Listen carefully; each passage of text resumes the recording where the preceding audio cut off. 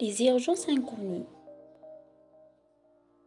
Généralement, devant d'autres patients qui présentent n'importe quel symptôme, en essayant de sauver la vie de patients afin d'entamer des étiologies différentes, en essayant de faire une discussion diagnostique. Certains patients, par exemple, nécessitent des hospitalisations absolues jusqu'à le diagnostic final. En même temps, l'analyse biologique est utile aussi, afin d'essayer de déterminer les étiologies, mais généralement d'orienter le diagnostic, parce que c'est un examen simple. Parfois, certains patients arrivent à l'état grave, donc il n'essaie jamais de retarder la prise en charge de ces patients, parce que l'état de ce patient donc, est aggravé. 80% des cas des patients généralement surviennent par des symptômes banalisés, par exemple une simple douleur ou bien des maux de tête. Ou bien le patient présente généralement une simple asthénie ou bien une altération de l'état général. Donc, de ce contexte-là, en essayant pour arriver à un diagnostic de faire une discussion donc physiologique donc selon l'interrogatoire, même si le patient n'accepte pas ce chose-là.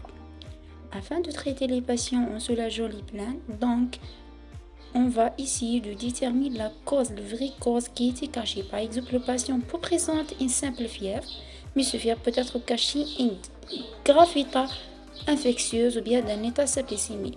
Généralement, on est exposé à des milliards de bactéries et des virus. On conseille le patient donc déterminant les règles d'hygiène en lavant les mains ou bien les nutriments. Enfin, on peut classer le malade de tous états. Généralement, les parties asymptomatiques ou bien symptomatiques banalisées ou bien les parties qui est aggravées.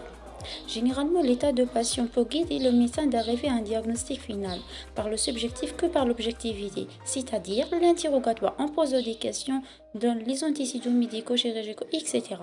Parmi les critères qui déterminent l'état de gravité, le patient commente ou bien une altération de l'état général, un patient agité, l'hypotension et l'altération de l'état hémodynamique et respiratoire.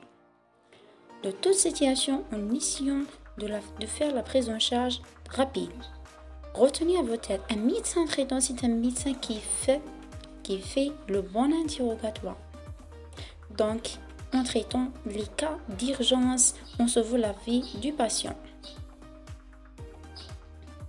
Pour plus d'informations, n'hésitez pas d'abonner ma chaîne pour plus du cours simplifié. Donc, à bientôt!